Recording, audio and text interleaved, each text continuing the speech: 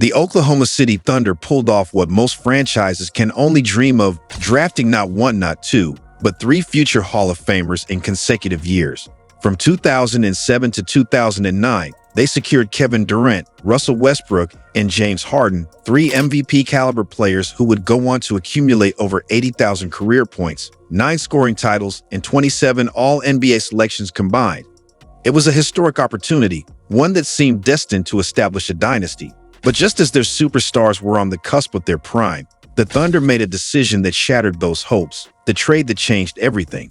Before they were the Thunder, they were the Seattle Supersonics. U.S. District Judge Marcia Peckman was expected to issue her decision about whether the Sonics would have to stay in Seattle for 2 more years. Then exactly 1 hour later, the news was made public. The NBA will be in Oklahoma City next season, playing their games. But in 2008, the franchise relocated to Oklahoma City, taking with it Seattle's basketball legacy and its rising star, Kevin Durant, the 2007 Rookie of the Year. With the No. 4 pick in the 2008 draft, OKC added an electric point guard in Russell Westbrook. The duo showcased their talent immediately, but the team struggled, finishing with a 23-59 record. The silver lining? Another high draft pick. With the 3rd overall selection in 2009, With the 3rd pick in the 2009 NBA draft, the Oklahoma City Thunder select James Harden of Arizona State University. the Thunder drafted James Harden, a skilled shooting guard from Arizona State. At the time, no one could have predicted the impact of this pick. That same year, they also brought in Serge Ibaka, a premier shot-blocking big man, further strengthening their core. By 2010, OKC had formed one of the most athletic teams in the league. Durant won his first scoring title, averaging 30 points per game, and the team secured a playoff berth with 50 wins. Though they were eliminated by the eventual champion Lakers, their future looked incredibly bright. The Thunder took another step forward in 2011. Durant secured his 2nd consecutive scoring title. Westbrook earned his first All-Star selection, and Harden emerged as a key contributor off the bench. However, mid-season, the team made a bold move, trading Jeff Green to the Boston Celtics for Kendrick Perkins. The logic?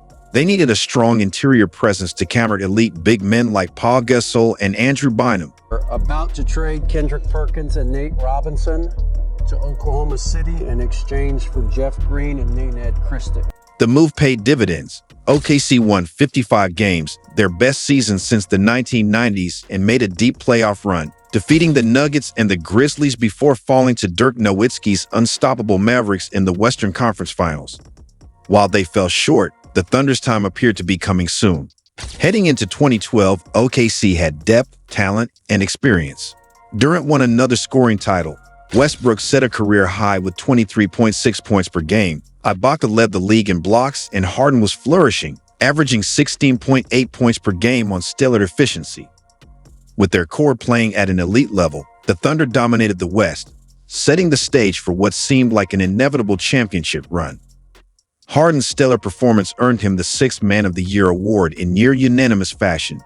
With their young stars staying healthy and reaching new heights, OKC secured the 2nd-best record in the Western Conference and ranked 2nd in offensive rating. Their playoff journey began with a statement. OKC swept the defending champion Mavericks, fueled by a combined 65 points per game from Durant, Westbrook, and Harden. In the second round, they dismantled the Lakers in 5 games, with their big three averaging 67 points per contest. Then came the Western Conference Finals against the San Antonio Spurs, where Durant took over, averaging 30 points, 7 rebounds, and 5 assists while shooting 53% from the field. Harden and Westbrook contributed 18 points each, overwhelming the Spurs in 6 games. The Thunder were locked in, hungry, and ready for their biggest challenge yet. They just seemed locked in. They seemed focused. They were like sharks in blood-infested waters. They smelled blood. The NBA Finals against LeBron James and the Miami Heat. Game 1 saw the Thunder strike first. Durant erupted for 36 points on 60% shooting. Westbrook added 27 points and 11 assists, and OKC secured the dominant win. However, Game 2 became the series' most controversial moment. With OKC down 2 in the final seconds, Durant drove to the hoop against LeBron James. Contact was evident, but no whistle came. Miami escaped with the win despite 80 combined points from OKC stars.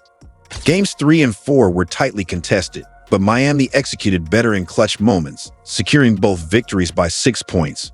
Westbrook was sensational in Game 4, dropping 43 points, but Harden struggled, shooting just 2 for 10. In Game 5, Mike Miller's 7 three-pointers sealed the Thunder's fate, and the Heat clinched the championship. LeBron finally won the title. Despite the finals loss, OKC's core was still young. Durant averaged 30 points per game on 55% shooting. Westbrook contributed 27 points per game, and although Harden struggled, the Thunder were expected to be perennial contenders. But just 3 days before the start of the 2012-13 season, everything changed. Believing he was a max player declined, seeking the full $60 million. Unwilling to cover the extra $4 million, OKC sent him to Houston, a decision that would haunt them for years. They didn't want to give Harden the max. Their position was everyone who's re-signed here has sacrificed a little something, even Durant, even Russell Westbrook, so they were looking for Harden to be willing to take a little less than the max. At the time, some defended the move. Kevin Martin was a proven scorer, averaging 22 points per game over 5 seasons. But as history would show, OKC received far less value than expected, making this one of the worst trades in NBA history.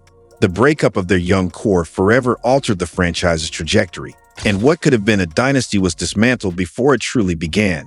The Oklahoma City Thunder's decision to trade James Harden in 2012 remains one of the most debated what-ifs in NBA history. At the time, Harden still had 1 year left on his rookie contract, meaning OKC wasn't under immediate pressure to make a move.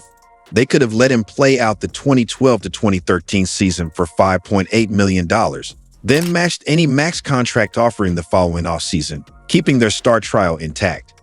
Had the Thunder exercised patience, they might have won the championship in 2013 while still having the flexibility to use the amnesty clause on either Nick Collison or Kendrick Perkins to ease their salary cap concerns.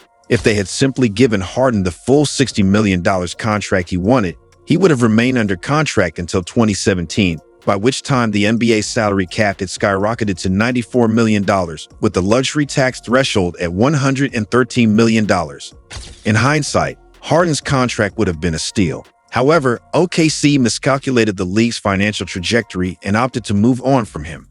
As soon as the 2012-2013 season tipped off, Harden proved the Thunder had made a great mistake. In his Rockets debut, he erupted for 37 points, 6 rebounds, 12 assists, and 4 steals. He followed it up with an even more dominant performance, dropping 45 points in his second game, setting an NBA record for most points scored in the first 2 games with the new team. Over the season, Harden showcased his ability to lead in offense, averaging 26 points, 5 rebounds, and 6 assists. During his time in OKC, Harden had been the third option behind Kevin Durant and Russell Westbrook. The league was still centered around traditional offensive sets with 2 big men, limiting his ability to operate freely. Despite his departure, OKC remained elite, finishing the 2013 regular season with 60 wins, the best record in the Western Conference and the highest net rating in the NBA. Fate would pit the Thunder against Harden's Rockets in the first round of the playoffs.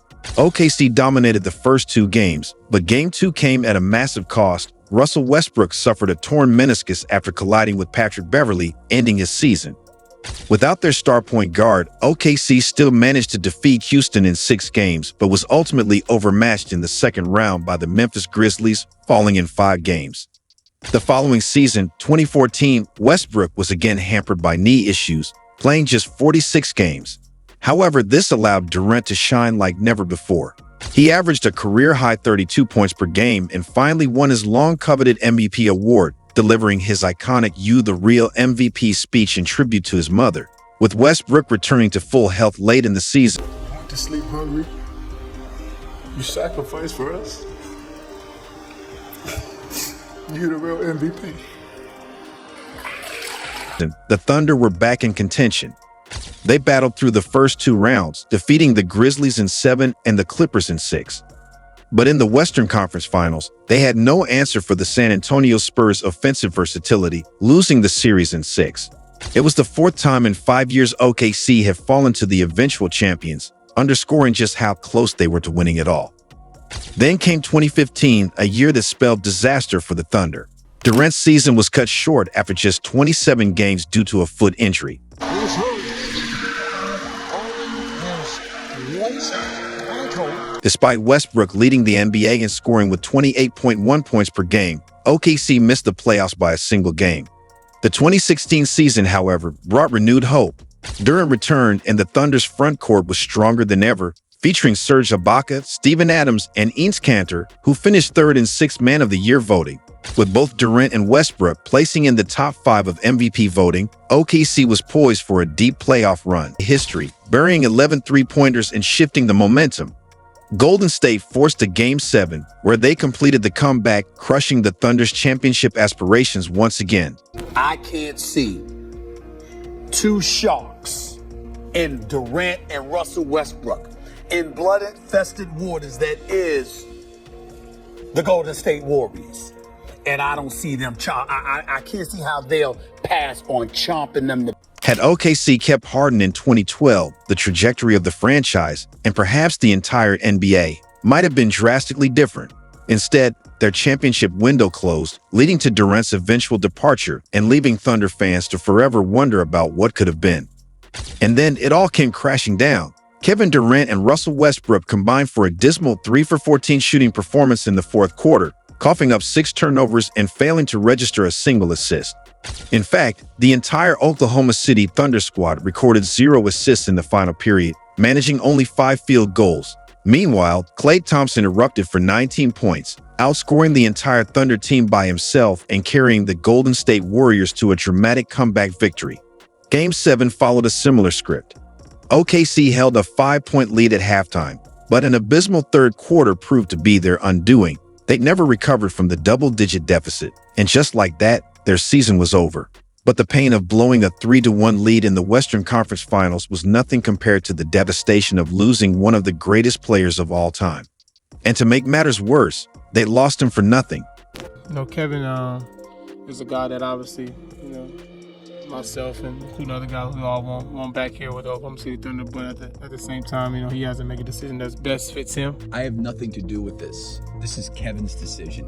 Confidence, yeah. Of course, where are you gonna go? Tell me. After what we did this year in the playoff,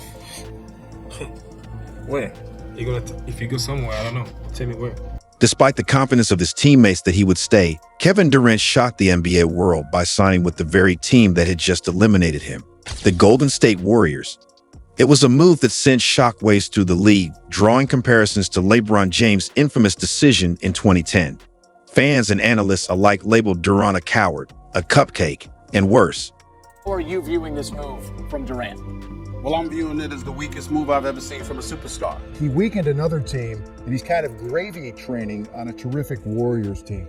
But KD wasn't looking for an easy ride. He was searching for a new challenge, a fresh start, and an environment where his skills could flourish in a way they never had in Oklahoma City. Yet, for all their talent, OKC never quite put the right system in place. Their offense lacked fluidity, relying heavily on isolations rather than structured plays. When Scott Brooks was replaced by Billy Donovan in 2015, there was hope for a shift toward a more cohesive attack. But when plays broke down, the team often reverted to their old habits, letting their stars go one-on-one. It was a contrast to the NBA's most successful teams. The Bulls had unlocked Michael Jordan's full potential with the triangle offense. The Heat maximized LeBron, Dwayne Wade, and Chris Bosh with a positionless motion system. But OKC, they depended too much on talent alone. Their offense was effective but unrefined, relying heavily on free throws as a primary source of scoring. Keep trusting in it. Keep trusting in it. Yeah, you gotta be aggressive early, all right? From 2010 to 2016, the Thunder ranked in the top 3 in free throws made 4 times, a sign of their brute force approach rather than tactical execution. By joining the Warriors, he entered a basketball utopia, one defined by movement, selflessness, and precision.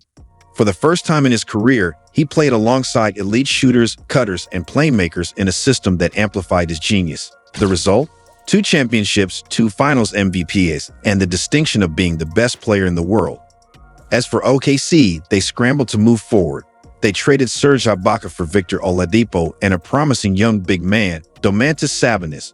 Westbrook, freed from Durant's shadow, unleashed a historic season, averaging a triple-double and capturing the MVP award.